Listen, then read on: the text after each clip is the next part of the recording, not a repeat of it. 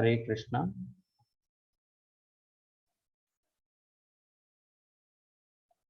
ये वाला छठा अध्याय आज हम शुरू करते हैं।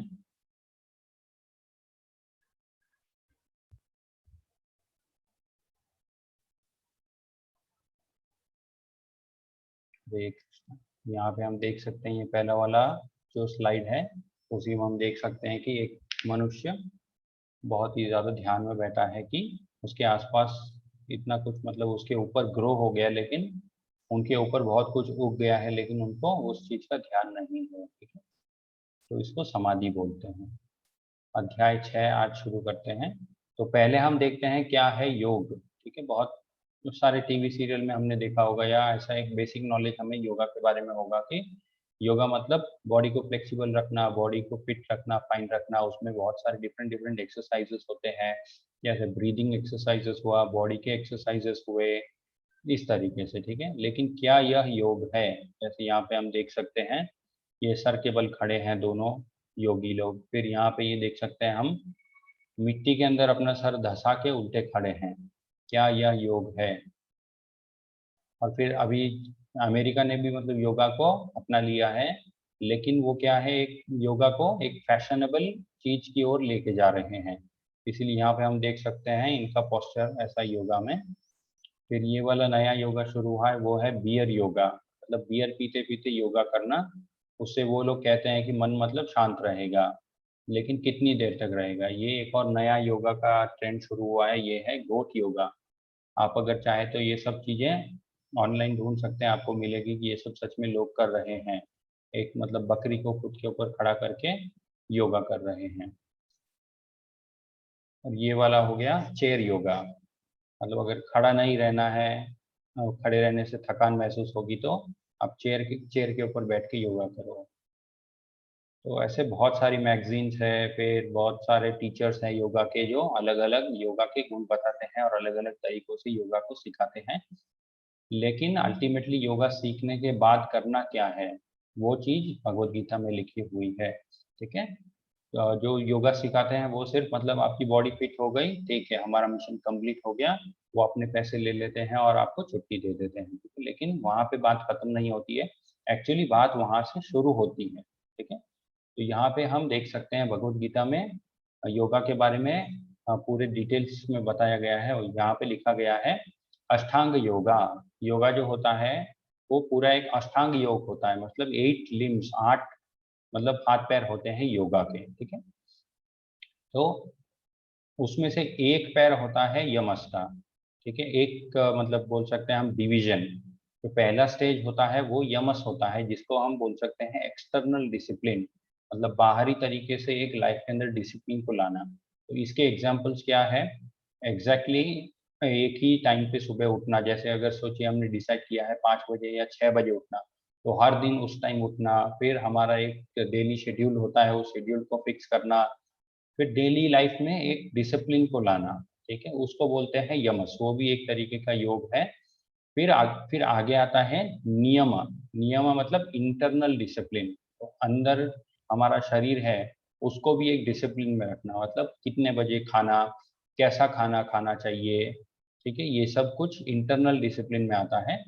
फिर आगे आता है आसन योगा, जो इस वाले डिवीजन पे बहुत ज्यादा फोकस किया जाता है आजकल। ठीक है, तो आसन बहुत सारे आसन होते हैं, पद्मासन हुआ, शीर्षासन हुआ, ये सब शवासन हुआ, ये सब आसन योग गुरु जो होते हैं वो सिखाते हैं। तो वो सब जितने भी आजकल हम देखते हैं वो सब इस एक पोर्शन में आते हैं। ठीक है, इसके आगे भी है, इस वाले पोर्शन में भी बहुत सारे योगा के में तरीके आते हैं, तो वो है प्राणायामा। तो ये जो दो है, आसनास एंड प्राणायामा, इन दोनों के ऊपर ही बहुत ज्यादा आजकल फोकस किया जाता है, ना कि बाकी सब चीजों पर। ठीक है, जो यमस जो है एक्सटर्नल डिसिप्लिन, इसके ऊपर भी मतलब योग गुरु जो होगा वो उतना ज्यादा स्ट्रेस नहीं करेगा, क्योंकि उनको पता है कि इस वजह ही आपको उठना है। ऐसा अगर मैं बहुत ज्यादा स्ट्रेस करूंगा तो लोग क्या है योगा क्लास छोड़ देंगे। इसके लिए वो कहते हैं कि ठीक है, इस चीज के ऊपर ज्यादा फोर्स नहीं करते हैं, बोलते हैं कि ठीक है उठना चाहिए सुबह के टाइम में, सूर्यास्त मतलब सूर्योदय होने से पहले उठना चाहिए, सूरज की जो पहली किरणें होती है उनको अपने बॉडी पे महसूस करना चाहिए, ये सब भी आता है। लेकिन फिर क्या है, वो पोस्चर्स एंड ब्रीदिंग एक्सरसाइजेस, प्राणायाम जो होता है वो ब्रीदिंग एक्सरसाइजेस होते हैं। ये दोनों चीजें वो अच्छे से सिखाते हैं। फिर बोलते हैं कि ठीक है, अभी आपको पहले ये बीमारी थी, अभी वो बीमारी खत्म हो गई, आप हेल्दी हो गए, वेरी गुड, अभी आप घर जा सकते हैं और घर पे जाकर भी इन चीजों को कंटिन्यू करें। इन चीजों को कंटिन्यू करके क्या होगा, आपका जो शरीर है वो बहुत तंदुरुस्त रहेगा। बात वहीं पे रुक जाती है, लेकिन यहाँ पे आगे हम देख सकते हैं प्रत्याहारा, उसके आगे आता है प्रत्याहारा। प्रत्याहारा मतलब विथड्रॉल ऑफ सेंसेस, जो अपनी इंद्रियां होती है उन इंद्रियों को वश में करना।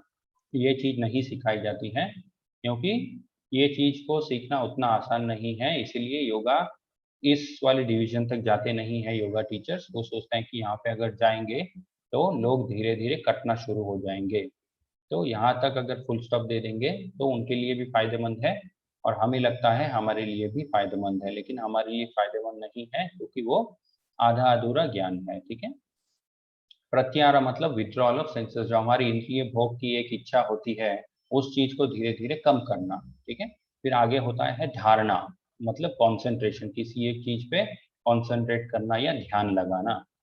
फिर आगे आता है ध्यान योग, जिसको कहते हैं कि मेडिटेटिव अब्सॉर्प्शन, मतलब ध्यान के अंदर मग्न हो जाना। यहाँ पे क्या है, पहले सीख रहे हैं कि कैसे ध्यान करते हैं, मतलब कंसंट्रेशन। ठीक है। फिर आगे आता है मेडिटेशन अब्सॉर्प्शन, मतलब ध्यान के अंदर मग्न हो जाना। ठीक है।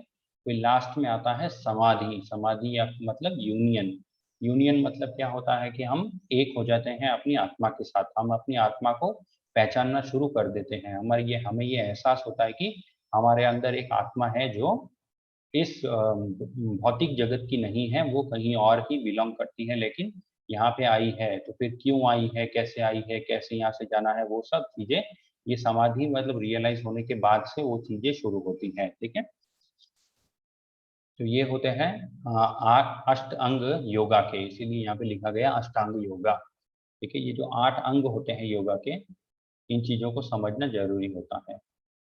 तो क्या आप इस योग प्रणाली को आजमाने के लिए तैयार हैं?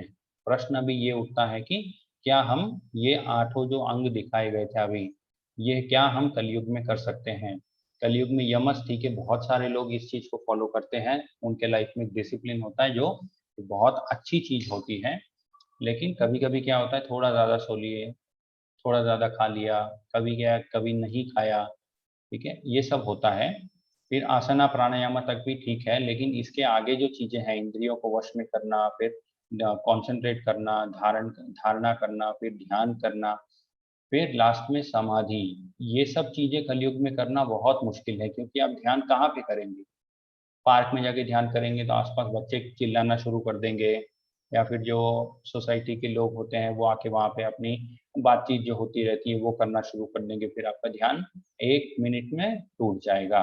तो ध्यान कर पाना बहुत ही मुश्किल है। और कलयुग में आप कोई जंगल में भी जा नहीं सकते, क्योंकि पॉसिबल नहीं है। ठीक है। और समाधि तो मतलब वो तो असंभव ही मान सकते हैं उस चीज को। तो ये जो इतनी सी चीजें हैं ये कलयुग में बहुत डिफिकल्ट है। तो फिर उसका आंसर क्या होगा वो आगे हम सीखेंगे। ठीक है। जैसे यहाँ पे हम देख सकते हैं, अर्जुन ने जो ध्यान दिया था, पानी के अंदर एक मछली का उन्होंने रिफ्लेक्शन देखा था और तीर चलाया था, मतलब उनका ध्यान इतना शार्प था। ठीक है। और यहाँ पे भी हम ध्यान का एक अच्छा एग्जाम्पल देख सकते हैं कि द्रोणाचार्य अर्जुन को पूछते हैं कि तुम्हें क्या दिख रहा है, तो अर्जुन का उत्तर होता है सिर्फ मुझे आंख दिख रही है। ठीक है। बाकी जितने पांडव थे और कुरुपुत्र थे उनको उन्होंने पूछा, तो बाकी सबका उत्तर जो था वो अलग अलग था, कि मुझे पेड़ दिख रहा है, मुझे पेड़ के ऊपर फल दिख रहे हैं, पत्ते दिख रहे हैं, ये दिख रहा है, वो दिख रहा है, लेकिन लक्ष्य जो था वो क्या था, उस पक्षी की आंख को भेदना। ठीक है। तो अर्जुन को जब पूछा गया तुम्हें क्या दिख रहा है, तो अर्जुन का उत्तर था मुझे सिर्फ आंख दिख रही है, बाकी और कुछ नहीं दिख रहा है। ठीक है। तो इसको बोलते हैं फोकस।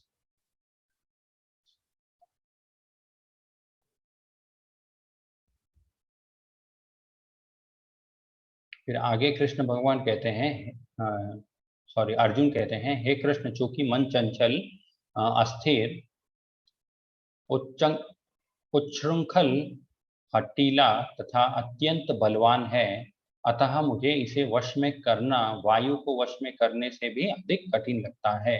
जैसे हमने अष्टांग योग में देखा था, कहीं पे एक जगह पे जाके ध्यान भी करना पड़ता है।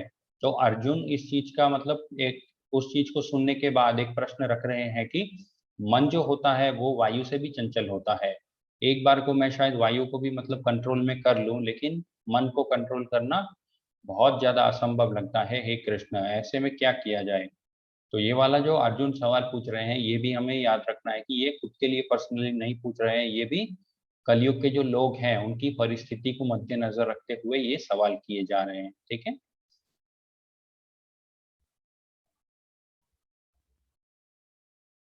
फिर आगे हम देख सकते हैं, इज माइंड ए फ्रेंड और एन एनिमी?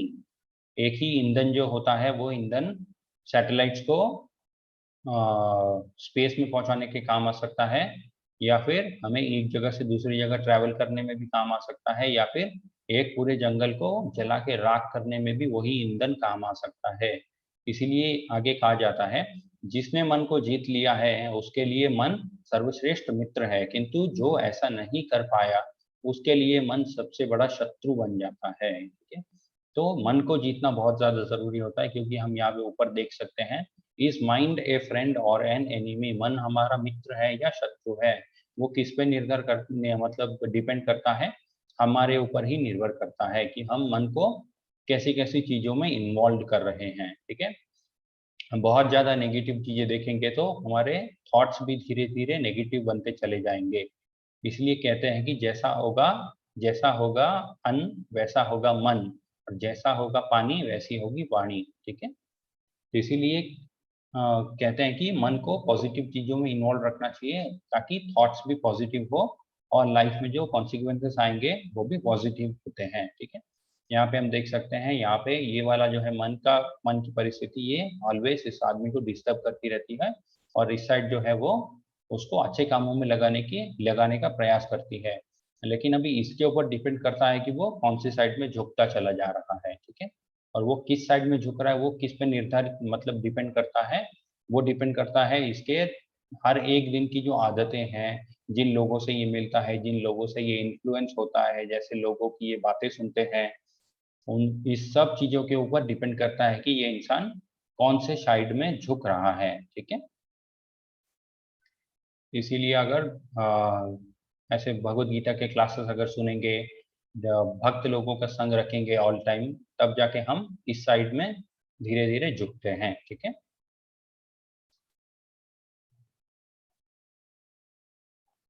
फिर आगे भगवत गीता में कृष्ण भगवान कहते हैं कि अ, हे महाबाहो कुंती पुत्र, निसंदेह चंचल मन को वश में करना अत्यंत कठिन है, किंतु उपयुक्त अभ्यास द्वारा तथा विरक्ति द्वारा ऐसा संभव है। कृष्ण भगवान कह रहे हैं कि हाँ अर्जुन, तुमने बिल्कुल सही बोला कि मन जो है इतना चंचल होता है, उसको वश में करना बहुत कठिन है, लेकिन असंभव नहीं है। अभ्यास द्वारा तथा विरक्ति द्वारा। अभ्यास मतलब प्रैक्टिस, जैसे मैंने बोला था कि हमेशा प्रैक्टिस करते रहना चाहिए। हमें लगेगा बहुत बार कि हम सक्सेसफुल नहीं हो रहे हैं, कहीं पे मतलब कमी हो रही है, हम आगे नहीं बढ़ पा रहे हैं, लेकिन वो सब कुछ ठीक है, क्योंकि मैंने बोला था कि हमारे मृत्यु काल के आगे जो समय होता है उस टाइम हमारी चेतना कैसी रहती है, वैसा हमें शरीर मिलता है अगले जन्म में। ठीक है। तो इसीलिए ये जो पूरा जीवन काल है, हमें ये सोचना चाहिए कि ये पूरा जीवन काल उस अंतिम घड़ी के लिए एक प्रैक्टिस है। ठीक है। तो पूरे जीवन भर में अगर भगवान का नाम लेने का प्रैक्टिस करेंगे, तभी जाके अंत काल में भगवान का नाम हम ले पाएंगे। ऐसे बहुत सारे लोग सोचते हैं कि ठीक है, जब उम्र हो जाएगी, बुढ़ापा आ जाएगा, तब जाके मैं भगवान का नाम सुनूंगा, तब जाके मैं प्रैक्टिस शुरू करूंगा तो क्या है, हो जाएगा। लेकिन वैसा होता नहीं है, बहुत रेयर केस में वैसा होता है। क्योंकि उम्र हो जाने के बाद क्या होता है, सभी इंद्रियां अपने आप काम करना बंद कर देती है, मतलब 80-90% तो ऐसे ही ऑटोमेटिकली बंद हो जाती है इंद्रियां काम करना। ठीक है। तो उससे क्या होता है कि हम पॉजिटिव चीजों को भी परसीव नहीं कर पाते हैं। ठीक है। जैसे पढ़ना हुआ, कृष्ण भगवान की जो पुस्तकें हैं उनको पढ़ना हुआ, तो उम्र हो जाने के बाद क्या होगा, सही से दिखेगा भी नहीं। अगर बहुत देर तक बैठ के पढ़ने का प्रयास करेंगे तो कमर में दर्द शुरू हो जाएगा, फिर शरीर जो है वो खराब लगना शुरू हो जाएगा, तो उतना ध्यान नहीं दे पाते हैं। ये सब जो है नेगेटिव एस्पेक्ट्स है बुढ़ापे के, जो हमें शास्त्र खुद सिखाते हैं कि बुढ़ापे में भक्ति अगर शुरू करेंगे तो पॉसिबल नहीं है। इसीलिए जब एनर्जी है बॉडी के अंदर तभी ये सब चीजें शुरू करनी चाहिए। ठीक है, इसका एक बहुत ही सुंदर उदाहरण है कि हम भगवान जी को कौन सा फूल अर्पित करते हैं। एक जो फूल मुरझाने वाला है या फिर सूख गया है वैसा फूल हम भगवान जी को अर्पित करते हैं, या फिर जो एक बहुत ही ताज़ा फूल है वो अर्पित करते हैं। ऑब्वियसली हम जो बहुत ही अच्छा फूल है, अभी अभी तोड़ा गया है गार्डन से, उसके अंदर से सुंदर खुशबू भी आ रही है, वो वाला फ्लावर ही हम भगवान जी को अर्पित करते हैं। तो उसी तरीके से हम भी जब मतलब एनर्जेटिक हैं उस टाइम भगवान को अर्पित करना चाहिए हमारा ये शरीर, उनकी सेवा में लगाना चाहिए ये वाला शरीर। ठीक है, ना कि जब मैं बूढ़ा हो जाऊंगा उस टाइम मैं शुरू करूंगा, ये वाला मेंटालिटी हटा देना चाहिए। ठीक है, इसीलिए यहाँ पे भगवान कृष्ण कह रहे हैं कि मुश्किल जरूर है लेकिन असंभव नहीं है, प्रयास करते रहने से। और विरक्ति द्वारा, विरक्ति मतलब डिसइंटरेस्ट, मतलब एक तरीके से बोल सकते हैं कि वो इंद्रियों को वश में करना और जो इंद्रिय भोग होता है उसके ऊपर एक डिसइंटरेस्ट को चालू करना। ठीक है, जैसे इसका भी एक छोटा सा एग्जांपल ये है कि अगर किसी दिन खाने में नमक नहीं रहा तो भी मैं खाना खा लूंगा। उससे क्या होता है कि हम खुद को एक कंट्रोल करने का प्रैक्टिस में डालते हैं। तो बहुत सारे लोग होते हैं कि अगर खाना टेस्टी थोड़ा नहीं बना तो उनका मूड चिड़चिड़ा हो जाता है, वो सही से खाते नहीं है, फिर उनको मतलब वो सही से बिहेव नहीं करते हैं उस खाने को खाने के बाद। तो ऐसा एक्चुअली होना नहीं चाहिए, क्योंकि हमें हम हमारे सामने अगर किसी दिन टेस्टी खाना नहीं आया तो भी हमें बोलना चाहिए कि ये भी कृष्णा की ही दया है जिसकी वजह से ये खाना एटलीस्ट जुट पाया। बहुत सारे लोग होते हैं जिनको वो भी नसीब में नहीं लिखा रहता है। ठीक है, हाँ, लेकिन ये बात अवश्य ध्यान रखनी चाहिए कि जो खाना खराब हो गया है उस खाने को कभी नहीं खाना चाहिए। ठीक है, कुछ लोग इस एक्सप्लेनेशन को बहुत ज़्यादा एक्सटेंड कर देते हैं और बोलेंगे कि तो फिर क्या खराब जो खाना है वो भी हम खा सकते हैं। नहीं, खराब खाना खराब जो हो गया है खाना उसको कभी नहीं खाना चाहिए। ठीक है, लेकिन घर में हमेशा ऐसे ही प्रयास रखना चाहिए कि खाना कभी खराब ही ना हो। ठीक है, जितनी ज़रूरत है उतना ही बनाना चाहिए, थोड़ा कम या थोड़ा ज़्यादा बन गया तो उस हिसाब से उसको खा लेना चाहिए, लेकिन कभी घर में खाना खराब नहीं करना चाहिए। ठीक है, फिर आगे कृष्ण भगवान कहते हैं जिसका मन उच्च श्रृंखल है उसके लिए आत्मा साक्षात्कार कठिन कार्य होता है। आत्म साक्षात्कार कठिन कार्य होता है, किंतु जिसका मन संयमित है और जो समुचित उपाय करता है उसकी सफलता ध्रुव है, ऐसा मेरा मत है। तो कृष्ण भगवान कह रहे हैं कि जिसने मन को कंट्रोल किया है उसने बहुत कुछ पा लिया है, जिसने मन को कंट्रोल नहीं किया है उसके लिए भक्ति में आगे बढ़ना बहुत ही कठिन कार्य होता है, ऐसा मेरा मत है, कृष्ण भगवान कहते हैं। ठीक है, ऐसा मेरा मत है क्यों कहते हैं? वो कहते हैं कि ऐसा मुझे लगता है, लेकिन अभी तुम्हारे पास उस चीज का फ्रीडम है कि तुम क्या डिसाइड करो। इसीलिए कृष्ण भगवान ने हमें ये फ्रीडम दी है कि हम क्या चूज करें। कृष्ण भगवान सिर्फ बोलेंगे कि क्या सही है और क्या गलत है, वो हमें कभी फोर्स नहीं करेंगे। तो ये वाला फ्रीडम जो है हमारे पास है, जो फ्रीडम ऑफ चॉइस। ठीक है, अभी हम पे डिपेंड करता है कि हम कौन सी चॉइस लेते हैं और किन चीजों में इन्वॉल्व होते हैं, किन चीजों को निग्लेक्ट करते हैं। ठीक है,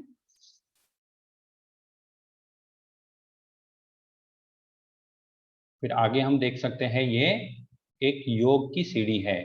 जैसे हमने पिछले चैप्टर्स में देखा था कर्म योग क्या होता है, जो भी हम काम करते हैं उसका एक कर्मा होता है, फिर अगर अच्छा कर्म हुआ तो उसका फल लेने के लिए भी हमें इसी धरती पे रहना पड़ता है, अगर बुरा कर्म हुआ तो भी उसका पाप जो होता है हमें कष्ट के रूप में मिलेगा, वो इस धरती पर भी मिल सकता है या नीचे के लोक जो होते हैं जैसे पाताल लोक हुआ, ऐसे सब लोकों में भी हमें जाना पड़ सकता है।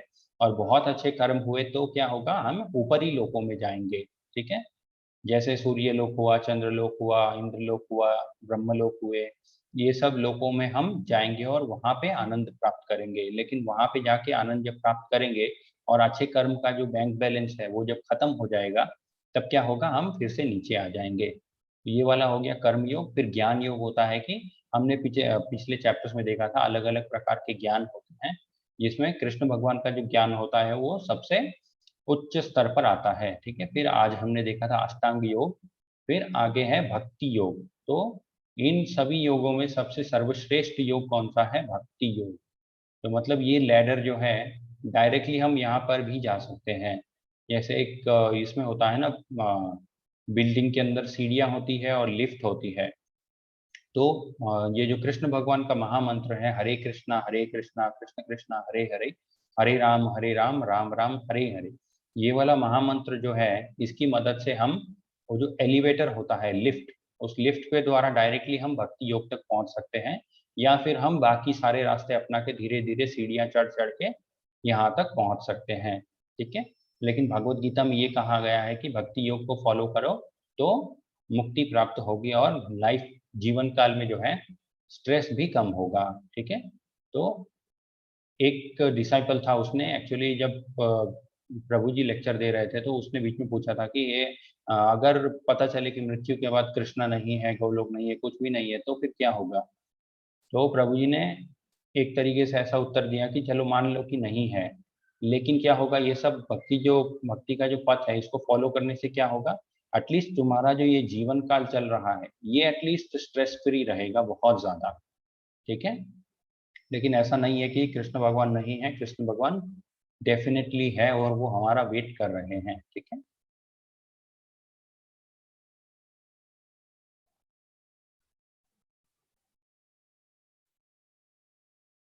फिर आगे कहते हैं, जो समस्त योनियों में से जो योनि अत्यंत श्रद्धा पूर्वक मेरे परायण है, अपने अंतकरण में मेरे विषय में सोचता है और मेरी दिव्य प्रेमा भक्ति करता है, वह योग में मुझसे परम अंतरंग रूप में युक्त रहता है और सबों में सर्वोच्च है। यही मेरा मत है। फिर से यहाँ पे कृष्ण भगवान अपना मत दे रहे हैं कि जो मेरी भक्ति में रहता है वो सबसे सर्वश्रेष्ठ रहता है। ठीक है। यहाँ पे हम देख सकते हैं कृष्ण भगवान सब गोपियों के साथ लीला कर रहे हैं। ठीक है। तो जो गोपियां हैं, जो कृष्ण भगवान की लीला में जो जिन्होंने गोपियों का रोल प्ले किया था, वो भी बहुत ज्यादा शुद्ध आत्माएं होती है, और उन्होंने मतलब बहुत ज्यादा कृष्ण भक्ति की है, तब जाके ऐसा अवसर मिलता है कि कृष्ण भगवान के साथ कृष्ण लीला में अवसर ले पाए। ठीक है? कृष्ण भगवान की जो लीला है, इसको भी मतलब आजकल सोसाइटी में एक नेगेटिव वे में पोर्ट्रे किया जाता है कि मतलब कोई अगर ऐसे ही लड़कियों के साथ घूम रहा है तो उसको कहते हैं कि अरे वो देखो कन्हैया बना घूम रहा है, लेकिन वो सब चीजें हमें हमें एक्चुअली एक नेगेटिव इम्पैक्ट लाता है, वैसा एक्चुअली नहीं होना चाहिए। क्योंकि कृष्ण भगवान की जो लीला है, दैट इज लाइक, वो एक अलग ही लेवल पे शुद्ध होती है। ठीक है। उसमें कोई भी एक क्षण भी, एक कण मात्र भी अशुद्धता नहीं होती है उसमें। तो ये सब चीजों को हमें अपनाना चाहिए, लेकिन कोई अगर वैसे नेगेटिव थॉट्स फैला रहा है तो उससे जाके भिड़ना भी हमें नहीं चाहिए। हमें सिर्फ चुपचाप साइड में से अपना रास्ता पकड़ के, हमें पता है सही क्या गलत क्या है, ना कि उससे मतलब तर्क वितर्क करके हमें अपना समय व्यर्थ करना चाहिए। ठीक है। बट वैसी चीजों को लाइफ में आने भी नहीं देना चाहिए, वैसी चीजों से इन्फ्लुएंस नहीं होना चाहिए। ठीक है।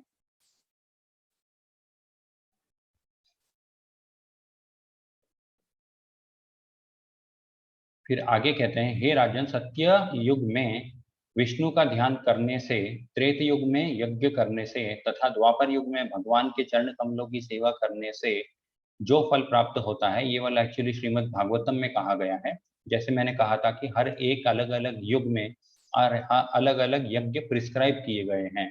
ठीक है। जैसे बीमारी, अलग अलग बीमारी के लिए अलग अलग दवाई प्रिस्क्राइब एक डॉक्टर करता है, वैसे ही भगवान खुद ने बोला है कि कौन से युग में तुम्हें क्या क्या करना है। तो सत्य युग में विष्णु का ध्यान करना चाहिए, ऐसा भगवान ने खुद बोला है। फिर त्रेता युग में यज्ञ करने चाहिए। फिर द्वापर युग में भगवान के चरण कमलों की सेवा, जैसे विशाल भव्य मंदिर जो होते हैं, मंदिरों में कृष्ण भगवान की सेवा करना, भगवान के चरण कमलों की सेवा करना। फिर कलयुग में केवल हरे कृष्ण महामंत्र के कीर्तन करके प्राप्त किया जा सकता है। वही कलयुग में, मतलब ये सब जो सतयुग, त्रेता युग और द्वापर युग में जो चीजें करते हैं, उन्हीं चीजों का फल हम कलयुग में सिर्फ कृष्ण भगवान का महामंत्र का कीर्तन और जाप करने से वो चीजें प्राप्त कर सकते हैं। ठीक है।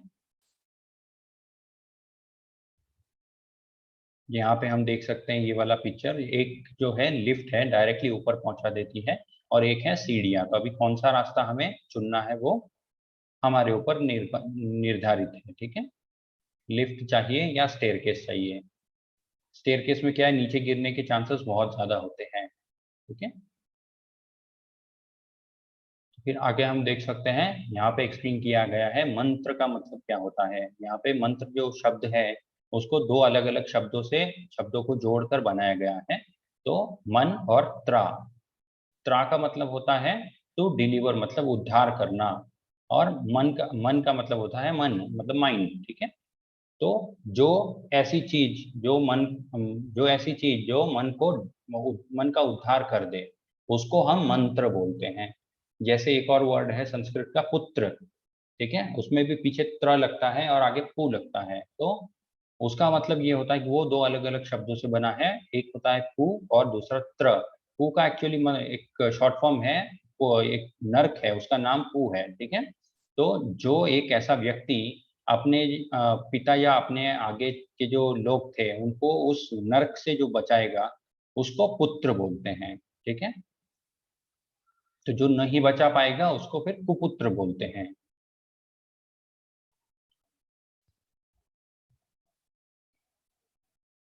ये पंचतत्व मंत्र है।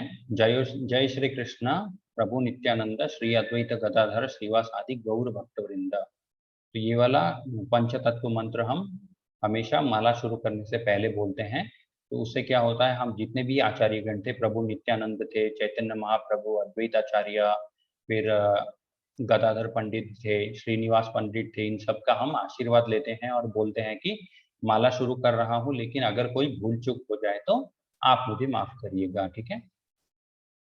क्योंकि नित्यानंद प्रभु और चैतन्य महाप्रभु थे जो थे, वो मतलब बहुत ज्यादा दया के एक स्वरूप थे, ठीक है। कृष्ण भगवान जिन्होंने अवतार लिया था, उनके अंदर उतनी दया नहीं थी जितनी चैतन्य महाप्रभु और नित्यानंद महाप्रभु के अंदर दया है, ठीक है।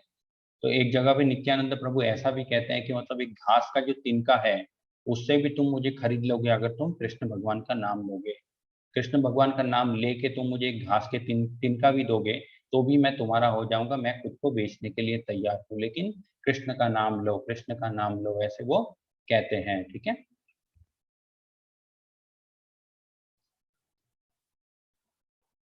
यहाँ पे हम देख सकते हैं चैतन्य महाप्रभु और नित्यानंद महाप्रभु कीर्तन कर रहे हैं।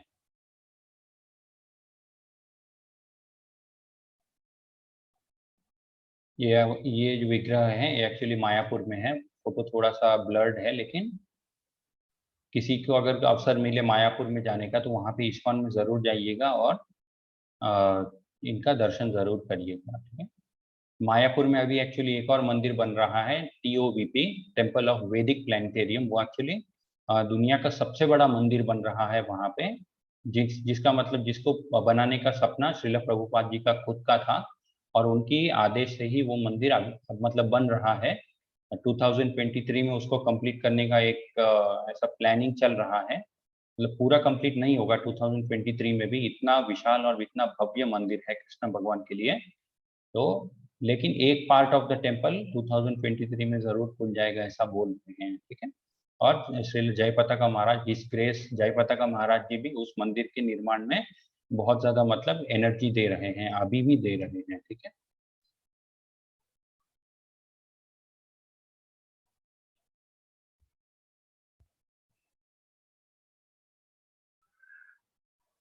ये वाला महामंत्र है, हरे कृष्णा कृष्ण कृष्णा हरे हरे, हरे राम राम राम हरे हरे।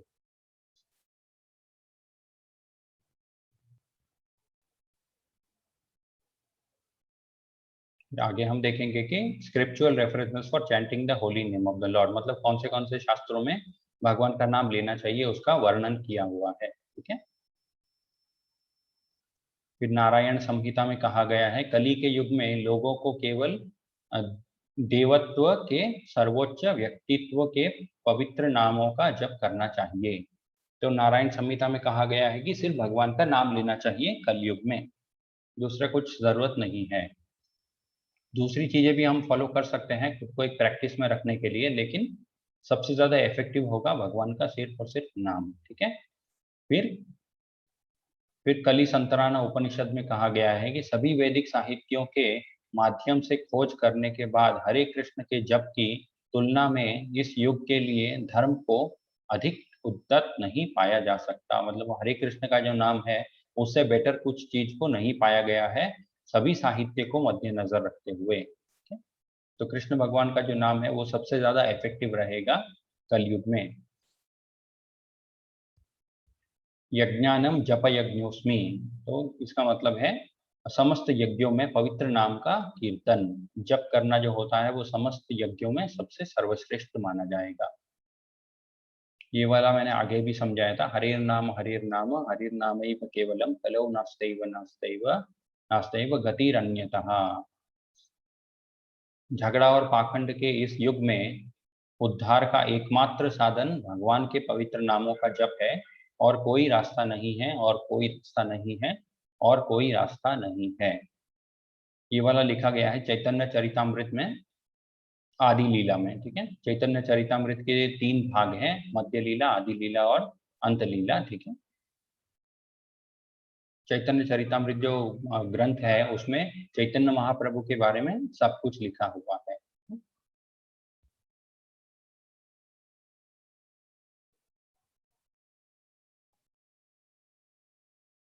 फिर आगे चैतन्य चरितामृत में ही कहा गया है कि मेरे प्यारे राजा, हालांकि कलयुग, इसका रेफरेंस एक्चुअली यहाँ पे दिया नहीं गया है, तो रेफरेंस मैं ढूंढूंगा फिर बाद में बताऊंगा, लेकिन अभी क्या लिखा गया है वो पढ़ लेते हैं। मेरे प्यारे राजा, हालांकि कलयुग दोषों से भरा है, फिर भी इस युग के बारे में एक अच्छी गुणवत्ता है। यह है कि बस हरे कृष्ण महामंत्र का जाप करने से व्यक्ति भौतिक बंधन से मुक्त हो जाएगा और पारलौकिक राज्य में पदोन्नत हो सकता है। तो इसीलिए यहाँ पे एक्चुअली कलयुग का जो बेनिफिट है वो बोला गया है। ठीक है, लोग सोचेंगे कि कलयुग जो मतलब इतना खराब युग है, इसमें क्या अच्छा है? तो अच्छी चीज एक कलयुग में है कि सिर्फ भगवान का नाम लेने से ही उद्धार हो जाएगा। दूसरे युगों में क्या है, बहुत सालों तक तपस्या करनी पड़ती थी, बहुत बड़े बड़े यज्ञ करने पड़ते थे। वो ऐसा सेम फल हमें मिल जाएगा सिर्फ कृष्ण भगवान का नाम लेने से। तो ये एक प्लस पॉइंट है कलयुग का। ठीक है,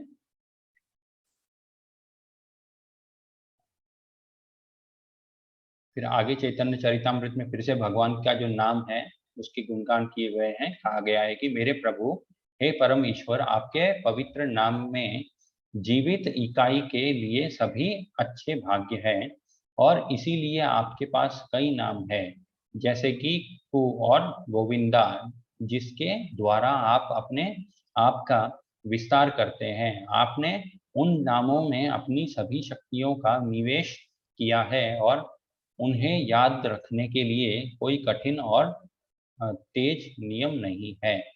तो कठिन और तेज नियम नहीं है, ये वाला भी मैंने पहले भी बताया था कि कृष्ण भगवान का जो महामंत्र है उसको जप करने का कोई मतलब स्ट्रिक्ट एंड फॉरवर्ड रूल नहीं है। जब भी मन करे तब ले सकते हैं, लेकिन एक चीज बोलते हैं कि काउंट रखना जरूरी होता है।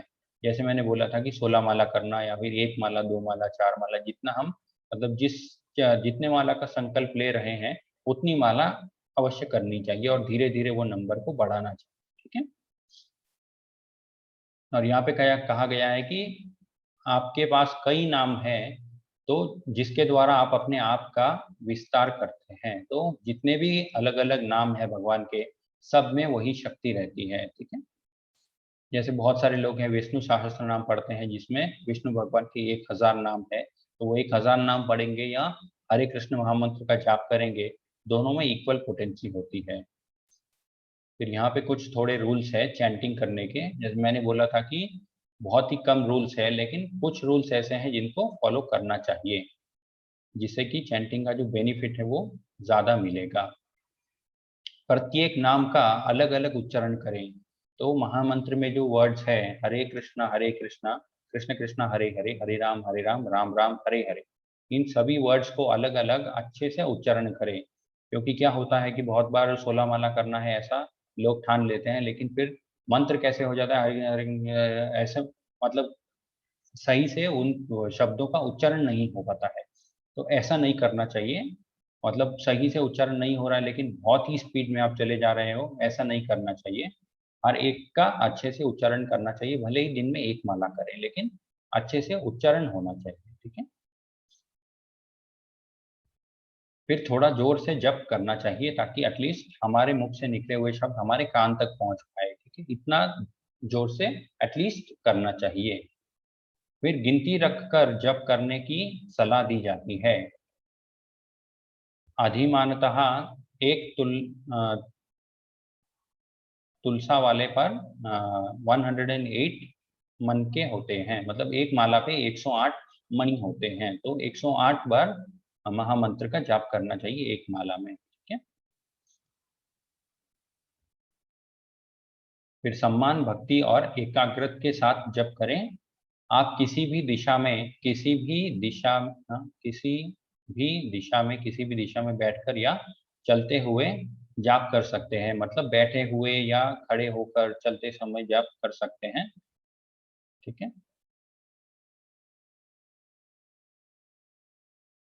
आप स्नान करने से पहले या बाद में भी जाप कर सकते हैं। आप किसी भी समय जाप कर सकते हैं, हालांकि सुबह के समय ब्रह्म मुहूर्त में के दौरान जप करने की सलाह दी जाती है। तो सलाह ये दी जाती है कि ब्रह्म मुहूर्त जो होता है, मतलब जस्ट सूर्योदय होने के थोड़ा पहले जब का मुहूर्त होता है उसको ब्रह्म मुहूर्त कहते हैं। तो उस टाइम में अगर जप करेंगे तो अच्छा रहेगा, क्योंकि उस टाइम कोई ज़्यादा डिस्टर्बेंस नहीं क्रिएट करेगा, इसलिए। लेकिन स्ट्रिक्ट रूल नहीं है कि उसी टाइम करना है, ऐसी सिर्फ सलाह दी जाती है। आप किसी भी वक्त दिन में कर सकते हैं, लेकिन ध्यान रखें कि उस टाइम कोई आपको डिस्टर्ब ना करे, ठीक है। फिर डोंट्स ऑन चैंटिंग, मतलब चैंटिंग या फिर भगवान का नाम लेते समय क्या नहीं करना चाहिए।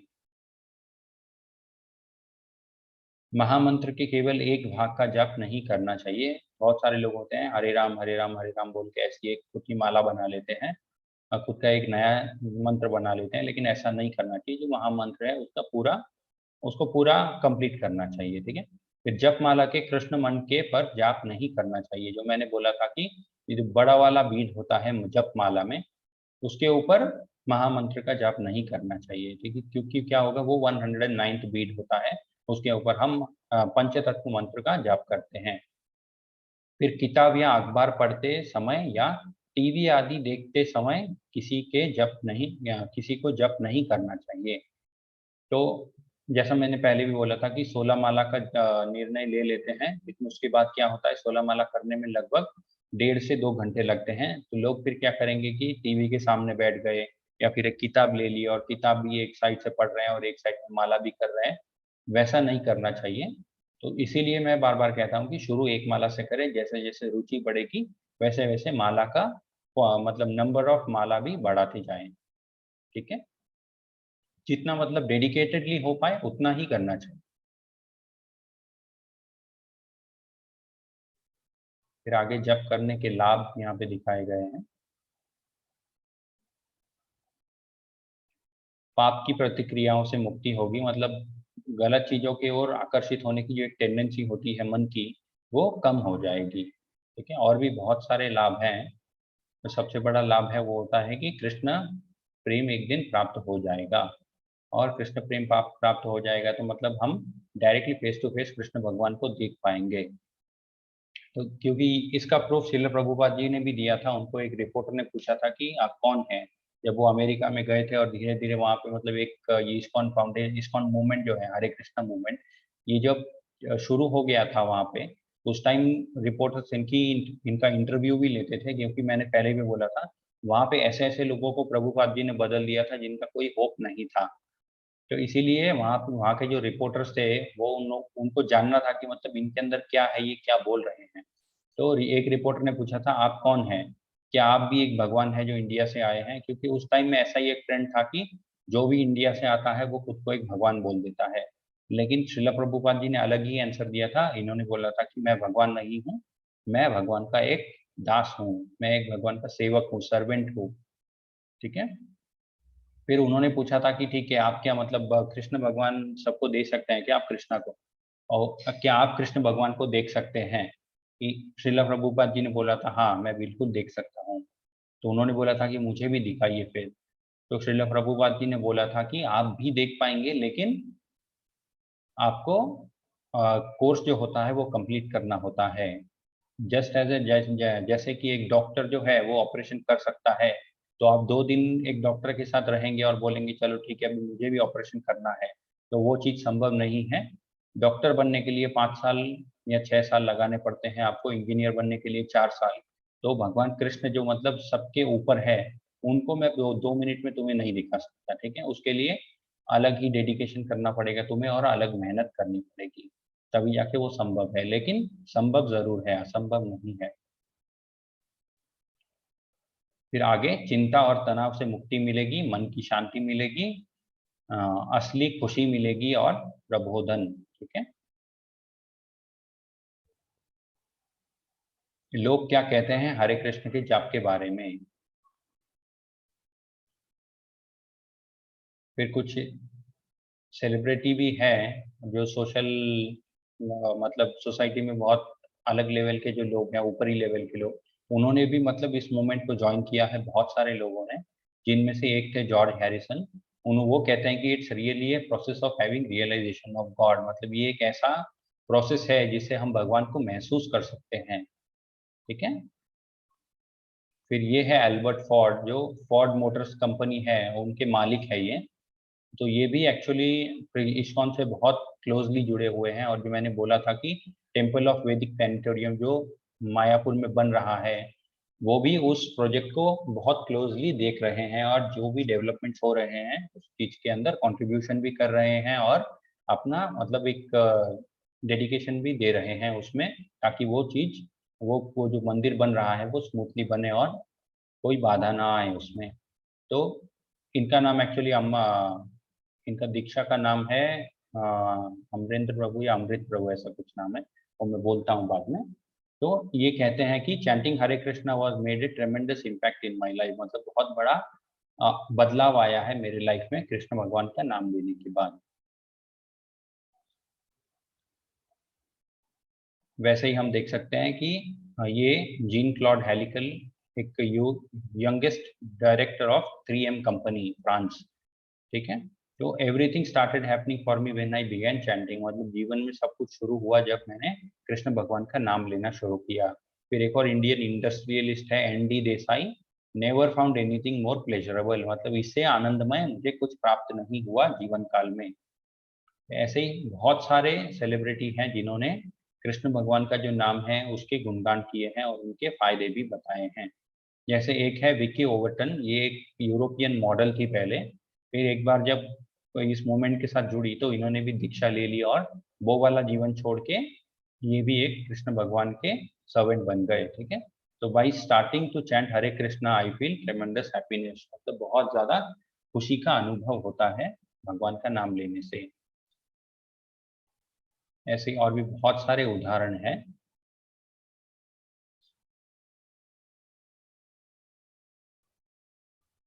तो इसीलिए कहा जाता है chant Hare Krishna and be happy. ये वाला फिर से वही वाले स्लाइड्स रिपीट है, dos and don'ts in chanting, ठीक है? हरे कृष्णा।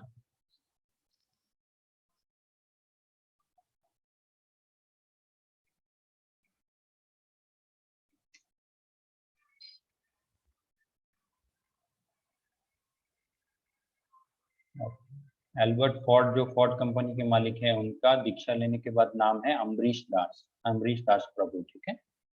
उनकी वाइफ जो है उन्होंने भी दीक्षा ली हुई है।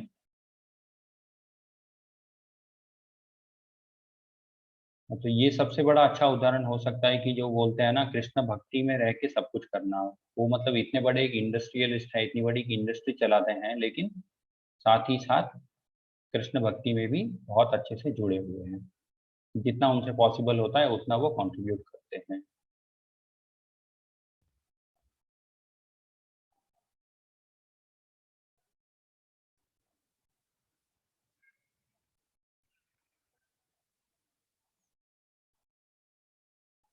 ओके, हरे कृष्ण।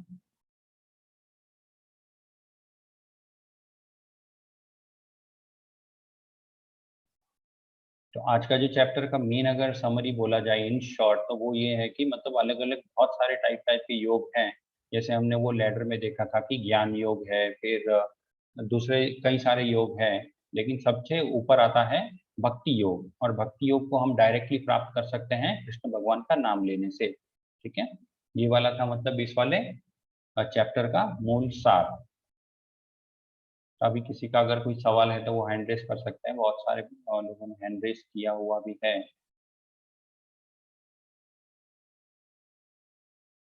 संत कुमार महेश्वरी प्रभु, हरे कृष्णा।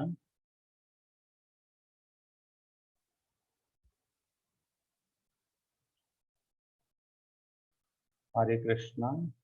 पीयूष पुरोहित, हरे कृष्णा प्रभु। हरे कृष्णा प्रभु। हरे कृष्णा प्रभु जी। सर मेरा ये क्वेश्चन है कि काफी लोग आज के डेट में डिमांड करते हैं लाइक कि भगवान मुझे ये मिल जाए तो मैं आपकी भक्ति करूंगा, भगवान मेरे साथ ये हो जाए तो मैं ये करूंगा। क्या ये सही है प्रभु, या ये ऐसा होना चाहिए? ऐसा नहीं होना चाहिए एक्चुअली। ऐसा क्या होता है फिर वो एक टाइप का मतलब फॉल्स भक्ति हो जाती है। जैसे हम मूवी में देखते हैं ना कि भगवान मैं तुम्हारे मंदिर में कभी नहीं आया लेकिन आज आ रहा हूँ, वैसा एक्चुअली वो सब फिल्मी टाइप की बातें होती है। वही एक चीज मैंने पिछले स्लाइड में भी शेयर किया था कि जो कुछ भी हो रहा है वो कृष्णा का ही एक अरेंजमेंट है। ऐसा एक मेंटालिटी हमें ग्रो करना चाहिए, कभी जाके लाइफ स्ट्रेस भी रहेगा और भक्ति के पद पे हम बढ़ भी पाएंगे। ठीक है, जी जी प्रभु। क्योंकि आगे के हरे चैप्टर्स में कृष्ण। ये चीजें भी डिस्कस होगी कि कैसे कैसे लोग भगवान के पास जाते हैं। उनमें से कुछ होते हैं जिनको ओके। लाइफ में पीड़ा होती है, कुछ लोग ऐसे होते हैं जो जिज्ञासु होते हैं। ऐसे वो क्लासिफिकेशन भी आगे आएंगे प्रभु। ठीक है, जी जी प्रभु। हरे कृष्ण। हरे कृष्ण। हरे।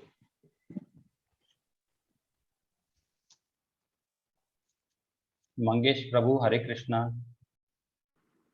हरे कृष्णा प्रभु।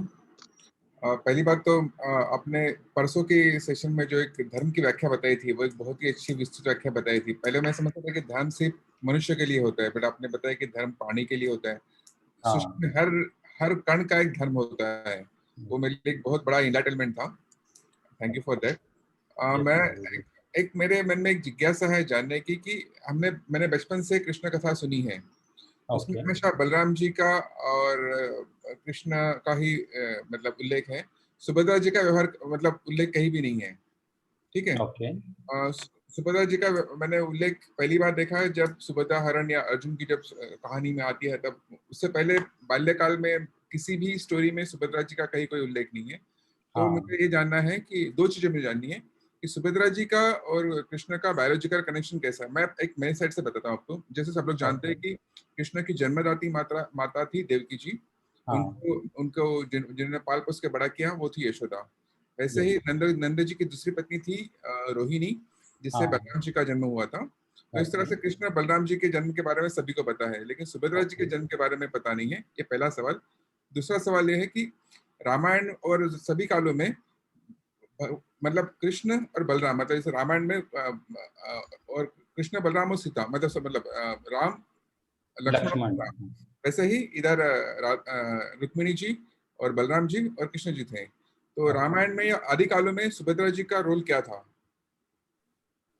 आदिकाल में सुभद्रा जी का रोल एक्चुअली मुझे नहीं पता है प्रभु जी, और उनके जन्म के बारे में भी उतना मुझे नहीं पता है। तो जो प्रभु जी है नामनिष्ठ प्रभु, उनसे मैं पूछ के फिर अगले क्लास में आपको बताऊंगा। ठीक है प्रभु, क्योंकि ऐसे बहुत सारे सवाल है जिनका मुझे भी उत्तर नहीं पता है। ठीक है प्रभु। धन्यवाद प्रभु। ओके, हरे कृष्ण प्रभु।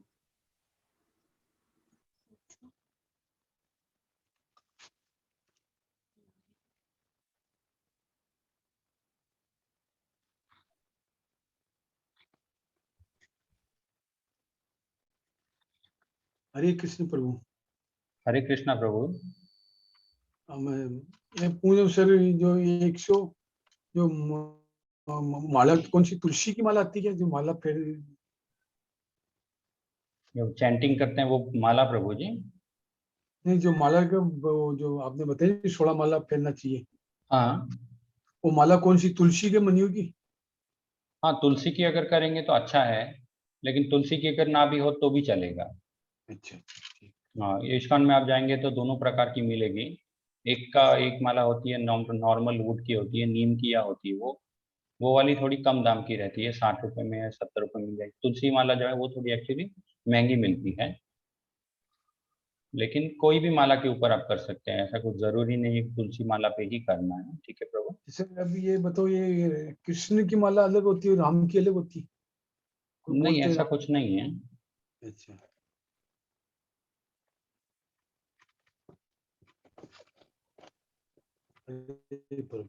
हरे कृष्ण। हरे कृष्ण प्रभु।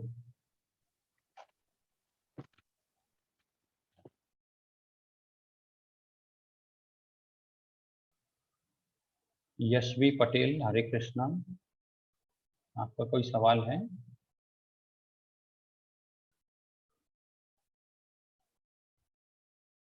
हरे कृष्णा।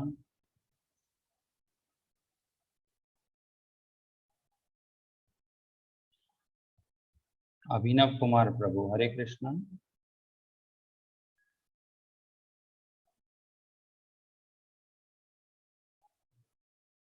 माया हरे अग्रवाल, हरे कृष्णा। हरे अभिनव प्रभु।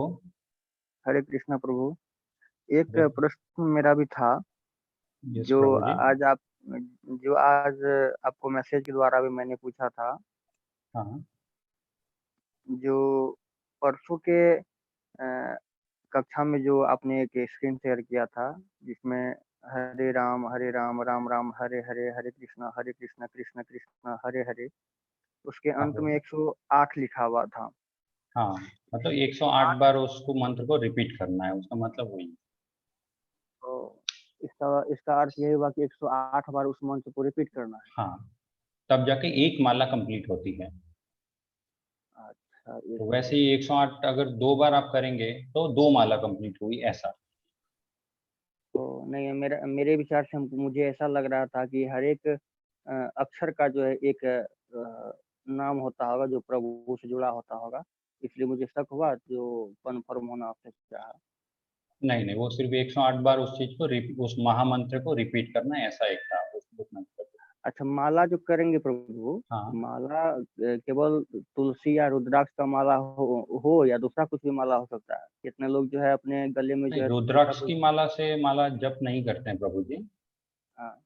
हाँ, तुलसी माला से आप कर सकते हैं, या फिर इस्कॉन में आप जाएंगे तो दूसरी माला मिलती है अलग, ऐसे ही नॉर्मल वुड की, जैसे नीम का पेड़ का वुड हुआ या आम के पेड़ के, उससे भी माला बनती है, उससे भी आप कर सकते हैं। अच्छा प्रभु, एक और प्रश्न है हाँ प्रभु जी। कि वर्तमान में कुछ नास्तिक व्यक्ति जो होते हैं, वो हम्म। प्रभु के अस्तित्व को मानने से इनकार करते हैं। हाँ। उसका कहना ऐसा होता है कि ये जितने भी बातें होती है, रामायण हम्म। महाभारत, ये सारी काल्पनिक है, वास्तविकता इसमें कुछ हाँ। नहीं है। हम लोग केवल इसे मानते हैं, धारण करते हैं, इसलिए हाँ। पूजनीय है और पूजा करते हैं। ओके। उस तो नास्तिक काल्पनिक है तो फिर, काल्पनिक अगर है तो पूजनीय क्यों है? ये कुछ लोगों सवाल का ऐसा अगर हम उनसे पूछेंगे तो उसका कोई जवाब उनके पास नहीं रहेगा। मतलब कोई चीज किसी ने काल्पनिक ऐसे ही बना दी और लोग उसको पूज रहे हैं, क्यों पूज रहे हैं? कुछ तो कारण होगा उसके पीछे। लेकिन एक बात है प्रभु जी, कैसे ऐसे लोगों से थोड़ा दूर ही रहता अच्छा है। उनके साथ तर्क वितर्क करके खुद का समय व्यर्थ नहीं करना चाहिए। उनको सिर्फ इतना ही बोलना चाहिए, हरे कृष्णा प्रभु, बस। उससे तो केवल एक ही सवाल, एक ही आंसर, मतलब एक ही प्रश्न उससे कर लिया हूँ मैं, कि क्या आपने कभी अपने धर्मशास्त्र को पढ़ा है, कभी गीता या भगवत पुराण या किसी भी धर्मशास्त्र को पढ़ा है? यदि हम्म। नहीं पढ़ा है तो आप इस बात को यहीं स्टॉप करें, और ऐसी मनगढ़ंत बातें किसी के पास बोले भी ना। हाँ, बहुत सारे लोग ऐसे भी होते हैं जिन्होंने पढ़ी है लेकिन अपने हिसाब से उस चीज का गलत इंटरप्रिटेशन करके फिर तर्क करने लगते हैं। वैसे लोगों से भी दूरी रहना चाहिए, बस। ओम प्रभु जी। हरे कृष्णा प्रभु। हरे कृष्णा।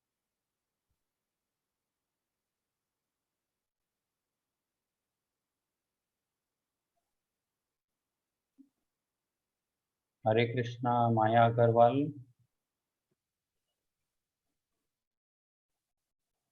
हरे कृष्णा, आपका कोई सवाल है? हाँ, प्रणाम प्रभु जी। हरे कृष्णा माता जी। हाँ प्रभु जी, सवाल ये है कि अष्टांग योग में जो महावीर जी हुए और जो बुद्ध जी हुए, तो उनकी जो योग साधना वो किसमें आती है? किसकी माता जी? महावीर जी की और बुद्ध जी की।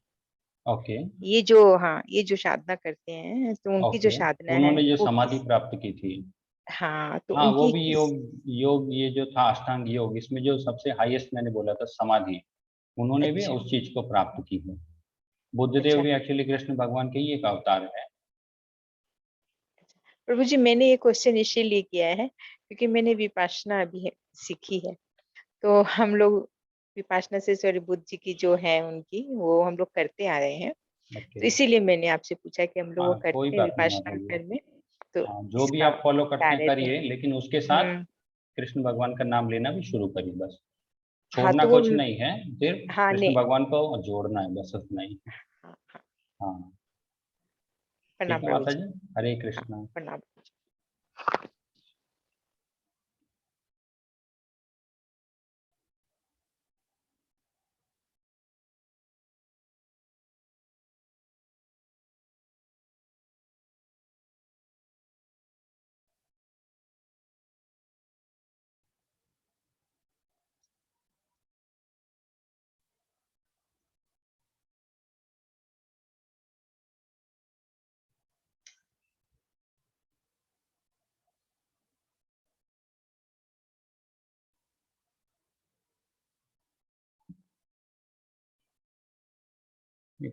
कोई तो पार्टिसिपेंट है, उनका नाम AAARS ऐसे लिखा हुआ है, उन्होंने हैंड रेस किया है।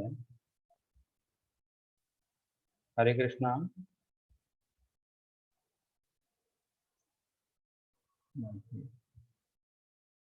विनीता राय, हरे कृष्णा, आपका कोई सवाल है? हरे कृष्ण प्रभु जी। ओके, विनीत राय, सॉरी। हरे कृष्ण प्रभु जी। हरे कृष्णा प्रभु। प्रभु जी, आपने कल के क्लास में कहा था कि हम जो एकादशी का व्रत रखते हैं, उपवास रखते हैं, वो अगर हम लोग सही समय पर उसका पालन नहीं करते हैं, तोड़ते नहीं है हाँ उपवास को, तो उसके कुछ ओके, कॉन्सिक्वेंसेस हो सकते हैं, आपने कहा था, कहते हैं। हाँ लेकिन उसके तो, कॉन्सिक्वेंसेस एक्चुअली, हाँ आपका सवाल पूरा करिए प्रभु जी। मैं कह रहा था कि कैसे कॉन्सिक्वेंसेस, क्योंकि मैं समझो कि मैं उपवास रख रहा हूँ और किसी रीजन की वजह से मैं अगले दिन नहीं तोड़ पाया, मतलब एक जो टाइम दिया रहता है, आपने कहा था एक काल रहता है, एक हाँ टाइम लिमिट रहता है, हाँ उसके अंदर ही हमें तोड़ना रहता है या उसके बीच में तोड़ना रहता है। करेक्ट प्रभु जी। तो उस काल में या उस पीरियड में अगर हम लोग नहीं कर पाते, अपना हाँ नहीं कर फास्ट को पाते ब्रेक हैं नहीं तो कर उसका पाते, कॉन्सिक्वेंसेस होते हैं। तो वो मुझे जानना था क्या हो सकते हैं वो। एक्चुअली अगर देखा जाए तो ये जो उपवास होते हैं ये कलयुग में उतने बेनिफिशियल नहीं होते हैं। यस डेफिनेटली एकादशी का व्रत हमें करना चाहिए, क्योंकि एकादशी का व्रत करने के पीछे का रीज़न ये है कि एकादशी के दिन ग्रेन्स जो होते हैं धान, उसके अंदर पाप पुरुष जाके वास करता है। तो उस दिन अगर हम धान को खाएंगे तो हमारे अंदर भी वो पाप पुरुष जो है चला जाता है। उसकी वजह से क्या है, हमारा हमारा जो माइंड होता है वो नेगेटिव हो जाता है।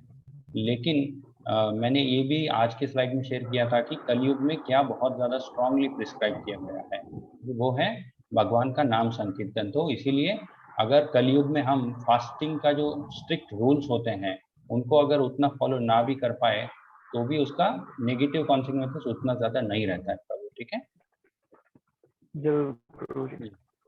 हरे कृष्णा। हरे कृष्णा प्रभु।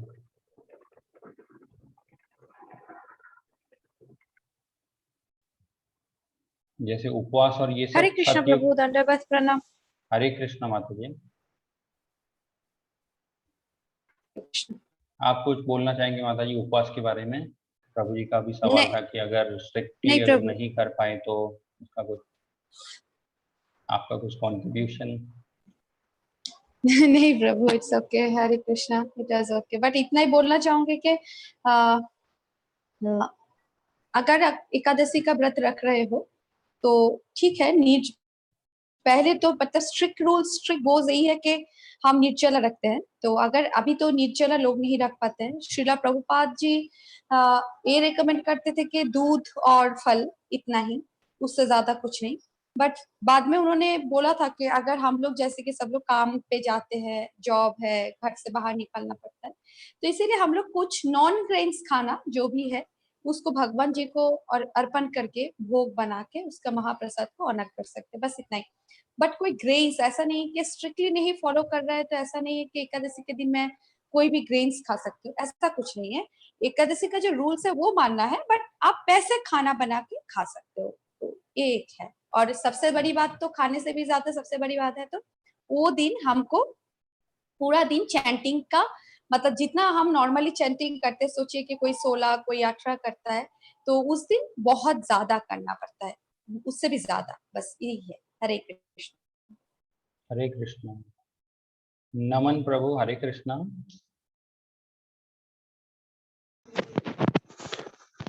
हरे कृष्ण प्रभु जी। हरे कृष्णा प्रभु। सर मेरा डाउट था कि कृष्ण भगवान जी की, सर जैसे हमने देखते हैं 16,008 बीवियां थी, तो सर इसमें से बहुत लोग तर्क करते हैं कि मतलब उन्होंने इतनी शादियां क्यों की थी। सर इसका असली रीजन आप मेरे को बता सकते हैं कि उन्होंने मतलब क्या रीजन था इसके पीछे, मतलब इतनी शादियां क्यों की थी उन्होंने? इस सवाल हरे का कृष्ण। जवाब एक्चुअली, हाँ माता जी। हाँ, हरे कृष्ण प्रभु। प्रभु, द फर्स्ट थिंग तो ये बोलना चाहूंगी कि एक क्लास, ये जो हम भगवत गीता का क्लास कर रहे हैं, एक क्लास में हम उस चीज को लेके डिस्कशन करने का नहीं है। हरे कृष्ण माता जी, आपका वॉइस ब्रेक हो रहा है। कुछ भी ऐसा, मतलब कि कितना मैरिज था। सॉरी प्रभु, इज इट ओके प्रभु नाउ? हरे कृष्णा। हाँ अभी ओके। हाँ okay. So first of all तो मैं यही बोलना चाहूंगी कि कृष्ण भगवान जी का जो भी मतलब मैरिज के बारे में ऐसा कुछ, तो ये तो हम इस क्लास में, मतलब इस क्लास को छोड़िए, अब हम अभी तक उस स्टेज में पहुंचे ही नहीं कि हम उसको लेके डिस्कस करें। हमारे अंदर वो ऑडेसिटी है ही नहीं अभी तक। तो बात यही है कि क्वेश्चन पूछने का भी एक होता है ना कि अधिकार, वो अधिकार भी हमारे अंदर, मतलब हमारे अंदर भी नहीं है। हम भी कोशिश कर रहे हैं अभी भी। तो फिर भी मैं जस्ट थोड़ा सा ही बोलना चाहूंगी, ये पूरा दुनिया भगवान जी का है, this whole world is Krishna भगवान की है, ठीक है। तो अभी वो एक शादी कर रहे या हजारों कर रहे, वो सब कुछ तो उन्हीं का ही प्रॉपर्टी है, that is belongs to him, everything is belongs to. Actually अगर देखा जाए तो आत्मा जो होता है उसका कोई लिंग नहीं होता है, जैसा उसको शरीर मिलता है उस हिसाब से हम एक लिंग के साथ रिलेट कर पाते हैं, ठीक है।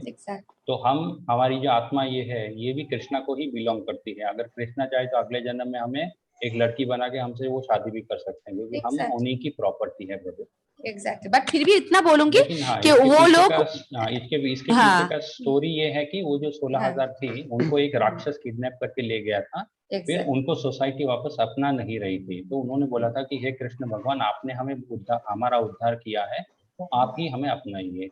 इसीलिए कृष्ण भगवान उनसे फिर शादी करते हैं, ठीक है। इतना ही। वैसे ही अगर देखा जाए तो हमें भी ये कलयुग जो है, ये कलयुग ने हमें किडनैप कर लिया है और बाकी कोई हमें अपनाएगा नहीं। अभी तो कृष्ण की ही एक शरण है जिसे हमें पकड़ना है, बस वही हमें बचा सकते हैं। उससे ये शिक्षा मिलती है। मैंने बोला था कि कृष्ण भगवान की जितनी भी लीलाएं होती है उससे हमारे लिए बहुत सारी शिक्षाएं उसके अंदर छुपी हुई होती है। हम उस चीज के ऊपर या तो डिबेट कर सकते हैं या वहां से सीख सकते हैं, ठीक है प्रभु। हरे Krishna. There is so many hands, Prabhu. We can take one by one. Sanjeev Kumar, Prabhu, we can ask him. Hare Krishna, Sanjeev Kumar, Prabhu. हरे कृष्णा प्रभु जी, माता जी। हरे कृष्ण। मेरा क्वेश्चन ये था, परसों वाला जो था लेक्चर, उससे कि हम सही गुरु को कैसे पहचाना है? क्या था क्वेश्चन? गुरु को कैसे पहचानेंगे? ओके, डिवोटी एसोसिएशन जो है, भक्त लोगों का संग अगर बनाए रखेंगे तो एक न एक दिन गुरु आपके लाइफ में आ जाएंगे। प्रभु जी, ये भी कहना बहुत मुश्किल है ना कि कौन सा सही भक्त है। मैं थोड़ा सा बोलना चाहूंगी इसमें। मैं पहले एक मिनट क्वेश्चन को क्लियर कर देता हूँ। कि जैसे बहुत लोग कभी आसाराम जी को पूछते हैं तो उसी को भगवान मानने लगता है, कोई राम रहीम जी के पास चले जाता है, कोई रामपाल जी के पास चले जाते हैं, या बहुत सारे जो है, मुझे लगता है कि कलयुग में जितने आध्यात्मिक पुरुष हमको दिख रहे हैं उसमें 90% लोग फॉल्स होते हैं। हाँ, इससे ये मेन देखना पड़ेगा कि गुरु परंपरा में कौन आता है। गुरु परंपरा बहुत जरूरी होती है। अच्छा, ओके, मैं जस्ट 2 लाइन इसमें जस्ट ऐड जी, करना चाहूंगी जी हाँ, इसमें। हाँ, तो अगर आपको गुरु का पहचान करना है तो फर्स्ट ऑफ ऑल यही बोलते हैं हमारे शास्त्रों में, कृष्ण तत्ववेत्ता। सो जो गुरु आपको कृष्ण का नाम के बारे में बोलता है, जो आपको बोलते हैं कि यस कृष्ण ही है जो है परम पुरुषोत्तम भगवान, जो कृष्ण के बारे में सब बोलते हैं, और जो आपको बोलता है कि मेरा मत सुनो, कृष्ण ने जो बोला है वो सुनो, क्योंकि मैं कुछ नहीं हूं, मैं तो कृष्ण का सर्वेंट हूं, मैं तो कृष्ण का सेवक हूं, मैं सिर्फ तुमको कोशिश कर रहा हूं कि कृष्ण ने जो बोला है वो संदेश पहुंचाने के लिए। इसमें और एक छोटा सा एग्जांपल आप अगर देखेंगे तो है, आप लोगों ने पिछले के चैप्टर्स, कुछ चैप्टर्स में अपने पढ़े होंगे, the opulence of Shri Krishna. क्यों हम भगवान को भगवान, who is Shri Krishna, okay, क्यों हम भगवान को भगवान कहते हैं? भगवान के अंदर वो जो 6 गुण है, 6 opulence, okay, that he is the full of knowledge, full of strength, full of wealth, then also उनमें कोई अहंकार नहीं है, वो फुल ऑफ रिनाउंस्ड है, उस मतलब कोई भी चीज उनको टच नहीं करता, उनके पास सब कुछ सबसे ज्यादा है, everything is 100% for Krishna, but फिर भी कुछ भी चीज कृष्णा को टच नहीं करता। ठीक है, हरे कृष्ण। या तो जाके हम उनको भगवान मानते हैं, तब हाँ मैं आपका क्वेश्चन में आ रही हूँ, तो तब जाके हम कृष्णा को भगवान मानते हैं। तो आपने अभी बोला कि यहाँ पे बहुत सारे लोग हैं जो बोलते हैं कि हम इनको भगवान के रूप में पूजा कर रहे हैं, इनको भगवान के रूप में पूजा कर रहे हैं। ठीक है, तो हमें क्या करना चाहिए ना, हमें उनको जाके एक क्वेश्चन पूछना चाहिए और हमें ये चेक करना चाहिए। जब हम विश्व रूप के चैप्टर में आएंगे, अभी तक आप लोगों ने विश्व रूप के चैप्टर में नहीं आए हैं तो इसीलिए मैं नहीं बोल रही हूँ, जब हम विश्व रूप के चैप्टर में आएंगे तब उसमें कृष्ण जी बोलते हैं कि अगर आपको डाउट है कि कौन भगवान है, किसको आप भगवान के तौर पे पूछे मतलब पूजा करेंगे, वर्शिप करेंगे, मानेंगे, उनको जाके आपको 2 चीज देखना है कि उसके अंदर ये जो 6 गुण कृष्ण जी के अंदर था और उन्होंने जो विश्व रूप दिखाई थी वो क्या वो दिखा सकते हैं? So we can ask them कि आप हमें विश्व रूप दिखा सकते हो? अगर वो नहीं दिखा सकते हैं तो इट्स ओके, हरे हरे तो हो गई कि उनको हम भगवान के तौर पे तो यस डिसरिस्पेक्ट तो नहीं कर सकते हैं, उनको हम ऐसा नहीं बोल सकते कि वो भगवान है। हाँ, अगर वो ऐसा बोलते हैं कि मैं भगवान का सेवक हूं तो ठीक है, कोई भगवान तो एक ही है, वो है Shri Krishna, that is only one. मेरा क्वेश्चन ये नहीं था, मेरा क्वेश्चन ठीक है, मैं समझ भगवान तो बल्कि कृष्ण है, कृष्ण के अलावा कोई भगवान नहीं हो सकता, लेकिन गुरु भी तो शास्त्र में, जैसे कि उन्होंने कृष्ण भगवान ने कहा है कि प्रमाणिक गुरु के पास में जाके तुम ज्ञान प्राप्त करो। वही तो मैंने बोला प्रभु जी, कृष्ण तत्ववेत्ता, इसीलिए मैंने वो लाइन बोला था कि कृष्ण तत्व। जी, प्रमाणिक गुरु को कैसे खोजा? क्योंकि जैसे कि इसमें ही है, वैष्णव में ही है, 4 संप्रदाय है, श्री संप्रदाय, ब्रह्म संप्रदाय, जैसा कि पहले या दूसरे क्लास में बताया था प्रभु जी ने। हाँ। प्रभु जी तो उसमें सारे संप्रदाय हैं। अब एक कृपालु जी महाराज हैं, ये भी, इनका भी प्रवचन सुनते हैं तो बहुत अच्छा लगता है। तो आदमी कैसे डिसाइड करेंगे किनके यहाँ मुझे जाना है, किनको गुरु बनाना है? अच्छा ठीक है, अभी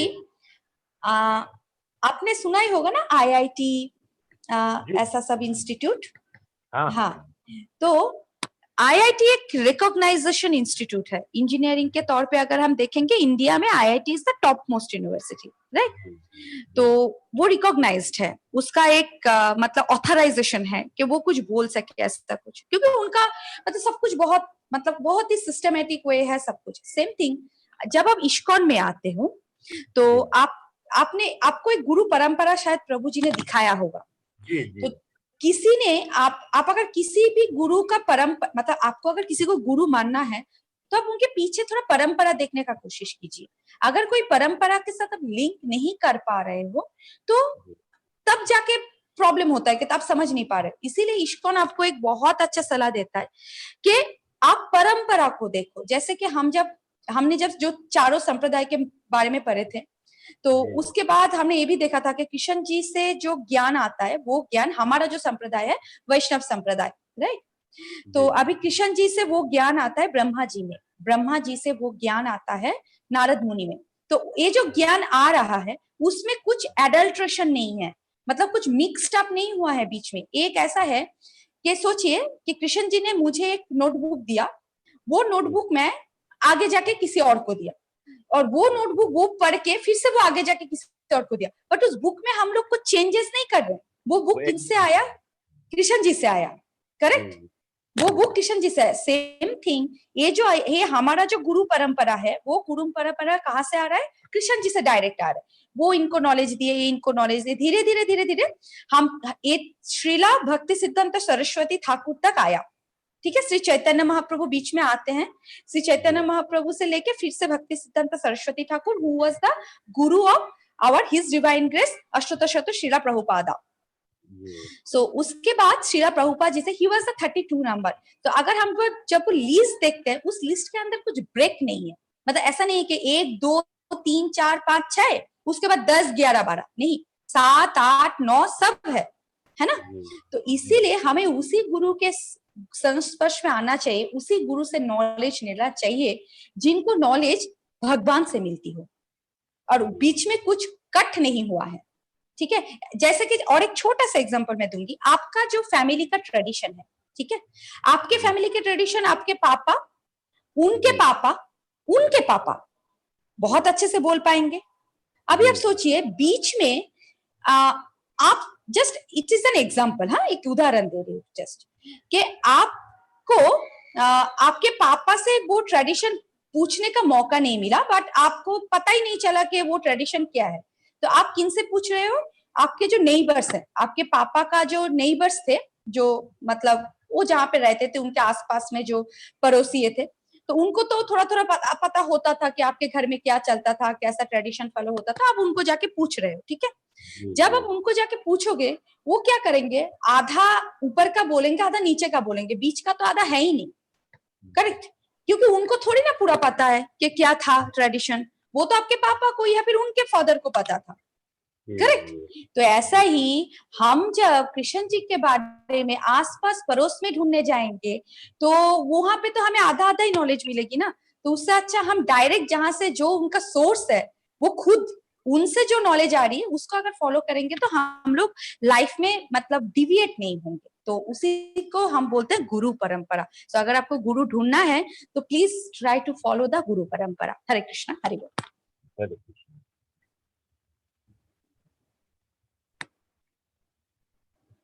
हरे कृष्ण। बिशन सिंह शेखावत प्रभु, हरे कृष्णा। हरे कृष्णा प्रभु। हरे कृष्णा प्रभु। मेरे को एक छोटा सा सवाल पूछना था कि जैसे अगर हम भगवान विष्णु के महा जो विराट स्वरूप देखते हैं, तो उसमें लगभग जितने भी देवी देवता हैं, चाहे हनुमान जी हो, चाहे राम जी हो, चाहे परशुराम हो, सभी को दिखाया जाता है। तो जब हम किसी दूसरे देवता की भी पूजा करते हैं तो अल्टीमेटली कहीं ना कहीं हम उसमें भी भगवान श्री कृष्ण के को ही मान रहे होते हैं ना, एक तरीके से देखा जाए। प्रभु, यस, करेक्ट। हम अगर दूसरे देव देवताओं की पूजा करते हैं तो वो पूजा फिर वो देवी देवता ले जाके कृष्ण भगवान को ही अर्पित करते हैं। तो इस तरीके से क्या हो रहा है, डायरेक्टली नहीं जाता लेकिन indirectly, yes, you are right, प्रभु, जाता है। बिकॉज नॉर्मली जैसे कई लोग हनुमान जी की पूजा करते हैं, कई लोग रामचंद्र जी की पूजा करते हैं, तो उस हिसाब से मैं पूछना चाहता हूँ। यस, करेक्ट प्रभु। ये बात भी कृष्ण भगवान गीता में ही बोलते हैं कि दूसरी देव देवताओं की पूजा हो रही है, वो अल्टीमेटली मुझ तक ही आती है। तो इसीलिए अच्छा है कि अगर हम डायरेक्टली जाने का भी एक रास्ता बनाए तो वो क्या ज्यादा इफेक्टिव रहता है। ठीक है प्रभु, थैंक यू। हरे कृष्ण। हरे कृष्ण।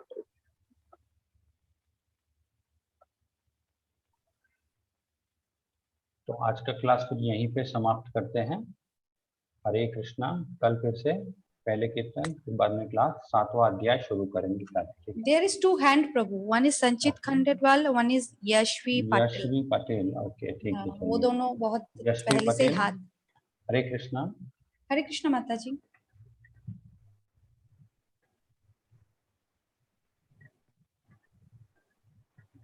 हरे कृष्णा प्रभु। हरे कृष्णा। यशवी पटेल, बोल। हरे। कल रविवार है तो छुट्टी है या कंटिन्यू है? कंटिन्यू है। और सर एक बात पूछनी थी। कल यशवी को अभी तक मैंने तुलसी की कंठी नहीं पहनाई है, और उसको पहनानी है तो गुरु करने के बाद ही पहना सकती थी? नहीं, पहले भी पहना सकते हैं। पहले भी पहना सकती है। हाँ, और सर जिसका जन्म हो गया है तुरंत उसको भी पहना सकते हैं माता। हाँ, और प्रभु जी जो हम ठाकुर जी को भोग धराते हैं ना, तो उस टाइम पे हर एक भोग के अंदर हम तुलसी जी पधराते हैं। हाँ, तो वो सब बोलते हैं कि एकादशी के दिन तुलसी पत्र नहीं तोड़ना चाहिए, क्या ऐसा होता है? हाँ, एकादशी के दिन तुलसी पत्र नहीं तोड़ते। अगले दिन माता तोड़ जी इस देने बारे में ज्यादा बोल पाएंगे। हरे कृष्णा। यस प्रभु, एकादशी के दिन आप तोड़ सकते हो, मतलब एकादशी से पहले हम तो मतलब लेके रख देते हैं, बोलते हैं द्वादशी के दिन मेनली तुलसी पत्र को टच नहीं करते हैं, द्वादशी के दिन है माता जी वो। अच्छा, द्वादशी के दिन टच नहीं हाँ, करते। टच नहीं एकादशी के दिन जब भोग धराने का है तो तोड़ सकते हैं ना? हाँ हाँ हाँ, बट इससे अच्छा है कि अगर आपको मतलब अगर वो तो डिवोटी है, तुलसी महारानी इज द डिवोटी है of the like the bestest devotee of Shri Krishna, तो परम वैष्णवी है, तो इसीलिए हम अगर एकादशी के दिन उनको डिस्टर्ब ना करें तो हम उसके पहले के दिन आप तोड़ के रख सकते हैं। और ये बात है कि तुलसी का पत्ता अगर सूख भी जाए ना माता जी, एकदम ड्राई भी हो जाए, उसको भी आप यूज कर सकते हैं। इसका इसमें कुछ उसका पूरा पूरा गुण उसमें आता है। अच्छा, अच्छा। हाँ, तो आप 2 दिन पहले भी उठा के रख सकते हैं, इसमें कोई बात नहीं, कुछ प्रॉब्लम नहीं। अच्छा, ओके। वो हरे कृष्णा, या वो एक ही दिन है द्वादशी के दिन, बाकी कोई ऐसा कुछ दिन नहीं है। हरे कृष्ण। हरे कृष्ण। हरे कृष्ण। हरे कृष्ण। लास्ट वो संचित खंडेलवाल। संचित खंडेलवाल प्रभु।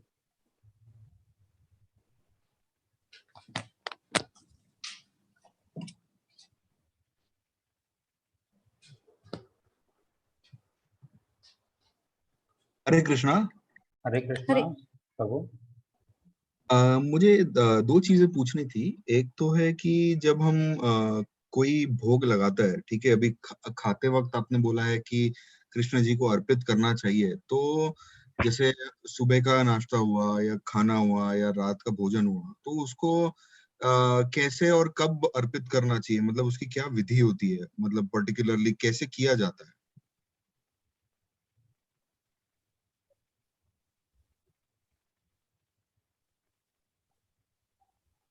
हेलो। हरे कृष्णा माता जी। हरे कृष्णा प्रभु। यस माता जी। और एक बार वो क्वेश्चन अगर आप भोग मतलब कैसे लगाते हैं? ओके, हरे सुबह कृष्णा। का, दोपहर का खाना, फिर डिनर सब। Okay okay okay okay okay. हाँ प्रभु, बहुत अच्छा क्वेश्चन है। ऐसा कुछ हार्ड एंड फास्ट रूल नहीं है इसमें। आप घर में जो वेज खाना बना रहे हो, शुद्ध वस्त्र में तुलसी माला पहन के नहाने के बाद वो खाना आप भगवान जी को अर्पण कीजिए। और कुछ मंत्र है हमारा, तो वो मंत्र का वो एक बुक मिलता है, आपको अगर मतलब चाहिए तो वो एक पीडीएफ है, वो हम शेयर कर सकते हैं। तो वो मंत्र हम बोल के भगवान जी को अर्पण करते हैं। उसके बाद सुबह में जैसे कि हम लोग सुबह का एक आरती करते हैं, पहले तो भोग लगा देते हैं, उसके बाद आरती करते हैं, बाद में कीर्तन करते हैं, तो हो गया। उसके बाद दोपहर में होता है राजभोग। राजभोग में सुबह के भोग में प्रभु आप मतलब जैसे कुछ फ्रूट्स, कुछ स्वीट, एकदम जो मॉर्निंग में होता है वो अलग ही होता है, वो बाल भोग होता है, उसमें हम कुछ मिल्क का कुछ देते हैं। उसका ब्रेकफास्ट में कुछ जैसे हम घर में उपमा बनाना, जैसे ऐसा कुछ विदाउट ऑनियन गार्लिक ऐसा, तो उसमें आपने एक अर्पण किया। उसके बाद आता है राजभोग। राजभोग में हम पूरा प्लेटर्स, एक बार वो लग जाए तो उसके बाद उसको सब पूरे खाने में मिला देना चाहिए या? हाँ प्रभु, हाँ एकदम एकदम, क्योंकि देखिए हमने जितना बनाया, घर में अगर 10 मेंबर्स हैं तो 10 मेंबर्स का खाना तो हम वैसे भोग में, वैसे तो ऐसा नहीं हो सकता, तो हमने भगवान के नाम लेके बनाया है, और जितना भगवान के प्लेट में आएगा वो लेके भगवान को अर्पण करके बाकी सब उसमें मिला के वो प्रसाद पा सकते हैं। बट तुलसी पत्र मस्ट है, तुलसी पत्र तो डालना ही है इसमें। तो उसके बाद राजभोग, बाद में आपका आता है इवनिंग का एक भोग आता है, उसके बाद रात का वो सायन आरती के साथ एक भोग, बस। ओके। और एक मेरा आखिरी सवाल ये था कि जैसे कुंडली बनाई जाती है, कुंडलिक में मांगलिक दोष होता है या दूसरे तरीके के दोष होते हैं, जिसके लिए कुछ स्टोन या कुछ बोला जाता है कि आप ये पहनिए, ये कीजिए, तो गीता के हिसाब से कुंडली में मांगलिक दोष हो या कोई भी तरीके का दोष है, और शादी के हिसाब से वो सब दोष के लिए कुछ गीता कहती है उस बारे में कि ये सब फॉलो करना चाहिए, नहीं करना चाहिए? मेरे को पता है सवाल थोड़ा पेचीदा है। नहीं, एकदम अच्छा सवाल है, कोई प्रॉब्लम ही नहीं है। हाँ, मैं बता रही हूँ आपको। देखिए, जो एस्ट्रोलॉजी है, एस्ट्रोलॉजी को हम मानते हैं। इस्कॉन ऐसा नहीं है कि इस्कॉन एस्ट्रोलॉजी को बोलता है कि नहीं ये गलत है, नहीं, ऐसा कभी नहीं बोला है। एस्ट्रोलॉजी आपका पीडीएफ फॉर्म है, मतलब जिसमें आप कुछ चेंजेस नहीं कर सकते हो, ठीक है। एक पीडीएफ मतलब जब हम कुछ चीज को पीडीएफ कर लेते हैं, कोई अगर हमें मेल में कोई एक डॉक्यूमेंट्स का पीडीएफ भेजते हैं तो उसको हम कुछ चेंज कर सकते हैं क्या? नहीं ना। वो तो जो वो पीडीएफ कॉपी जिसने बनाया है उसके पास वो वर्ड फाइल रहता है, वो चाहे तो उसमें चेंज कर सकते हैं, हम नहीं कर सकते। तो सेम थिंग, वो जो एस्ट्रोलॉजर्स होते हैं वो भी तो एक हमारे तरह ही एक नॉर्मल इंसान ही इस माया के जगत में फंसे हुए हैं, करेक्ट। तो वो कैसे चेंज कर सकते हैं? वो भी चेंज नहीं कर सकते। दैट वाज, वो जो बोलता है कि स्टोन वगैरह वो तो एक अलग ही कुछ है। बट हाँ, जो हमें बोलते हैं ग्रह में कुछ प्रॉब्लम है, करेक्ट। कुछ ग्रहों का मतलब प्लैनेट में कुछ, प्लैनेट सिस्टम में कुछ ऐसा सब बोलते हैं, करेक्ट। तो ग्रह है, ग्रह नक्षत्र जो भी है वो भी किसी के सर्वेंट है। वो किन के सर्वेंट है? कृष्णा के सर्वेंट है। तो अगर आप कृष्णा के, वो under the control of Krishna है, ठीक है। तो वो जो वर्ड फाइल है आपके पीडीएफ की, वो किसके पास है? कृष्णा के पास। तो अगर आप उनको जाके अप्रोच करेंगे ना, तो वो चाहे तो ठीक है, चलो यार मैं कर देता हूँ, इस पीडीएफ में थोड़ा सा चेंजेस कर देता हूँ, ये मेरा अच्छा भक्त है तो इसका थोड़ा सा मैं देख लेता हूँ, तो वो कर सकते हैं, बाकी कोई नहीं कर सकता उसमें चेंजेस। तो इसके लिए क्या करना पड़ेगा कि अगर मुझे मतलब ये जो आपने जो बोला मांगलिक दोष, ये वो सब, इसको कैसे क्या कर सकते हैं? हाँ, आप अगर रेगुलर चैंटिंग करते हो ना, बस उसके साथ आप कृष्ण के साथ कनेक्ट रहोगे, जुड़े रहोगे ऑलवेज, तो आपके लाइफ में वो सब प्रॉब्लम्स, वो सब कुछ आएगा ही नहीं। जो इतने सारे जो डिवोटी है इस्कॉन में, जो भी माता जी है, जो भी है, जिनका उनका भी तो शादी होता है, तो उनका क्या, उनके कुंडली में कुछ दोष वगैरह ऐसा कुछ नहीं होता होगा क्या? होता ही होगा। बट वो लोग उसको फोकस नहीं करते। वो फोकस करते हैं कि मेरा ग्रह में जो भी प्रॉब्लम है मैं ग्रह राज को पूछूंगा, जो ग्रह के मतलब जो ग्रह के अनुग्रह में रहते हैं, तो कृष्णा को मैं अप्रोच करूंगा, तो Krishna will take care of it. Okay, तो आपको अगर कोई भी ऐसा कुछ दिमाग में आ रहा है तो कृष्णा को अप्रोच कीजिए, आप माला कीजिए, बस लाइफ में और कुछ टेंशन लेने की जरूरत है, बाकी कृष्णा सोच ले। बिल्कुल, धन्यवाद। हरे बोल, हरे Krishna. Hare Krishna. Done, Prabhu. There is any question in the chat box? no. एक बार पीडीएफ शेयर कर देना जो बोल रहे थे ना। Yes sure. अच्छा, हाँ, पूजा का, हाँ, श्योर। ओके, हरि बोल प्रभु। I think we have done. Yes, Hare Krishna. वांछा कल्पतरुभ्यश्च कृपा सिन्धुभ्यैव च पतितानां पावनेभ्यो वैष्णवेभ्यो नमो नमः। श्री राधा गोविंद की जय, श्रील प्रभुपाद की जय, इस ग्रेस जय पताका महाराज की जय, इस वेटर प्रभु की जय। प्रभु, one thing we can do, हम लोग सबको अनम्यूट कर सकते हैं और सबको एक साथ, मतलब भगवान जी का ये जो मतलब जब वैष्णव परम करते हैं, ये इसको हम लोग सबको अलाउ कर सकते, सब लोग अनम्यूट कर सकते हो अभी। हरे कृष्णा, ऑल आर अलाउड। या हरे कृष्णा, हरे कृष्णा, हरे कृष्णा। ऑल ग्लोरीज, ऑल एक साथ हरे कृष्णा महामंत्र का जाप एक बार करेंगे। हरे कृष्णा हरे कृष्णा हरे कृष्णा कृष्णा कृष्णा हरे हरे, हरे राम हरे राम राम राम हरे हरे। और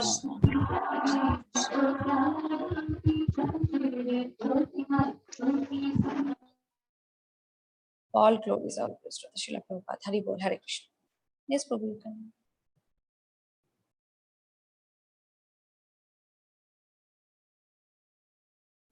Prabhu, you are muted. Hare Krishna. हरे कृष्णा। हाँ, मैंने यही बोलना था कि आज का क्लास यहीं पे खत्म करते हैं, फिर कल इसी टाइम समय फिर से मिलेंगे आगे वाला चैप्टर लेके, ठीक है। हरे कृष्णा। हरि बोल, हरे कृष्णा। हरि बोल, हरे कृष्णा।